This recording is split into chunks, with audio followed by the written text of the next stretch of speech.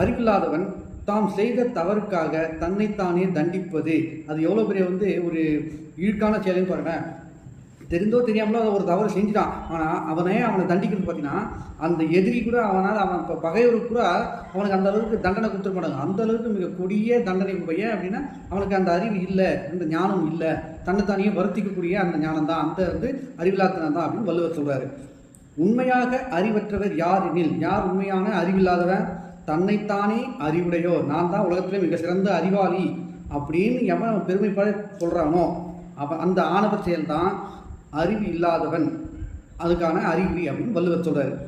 அறிவில்லாதவர் தான் பெறாத, அதாவது தான் கற்காத அனுபவங்களை, நம்ம படிக்காத, நமக்கு தெரியாத ஒரு விஷயத்த தெரிஞ்ச போல சொல்லி அதில் எனக்கு பெரிய ஞானம் இருக்குது அப்படின்னு சொல்லாம பாருங்க, அது அறிவில்லாத. நமக்கு பார்க்கும்போது ஐடென்டிஃபை பண்ணிக்கலாம். ஆனால் அதுவே அவனுக்கு தெரிஞ்ச விஷயத்த சொன்னா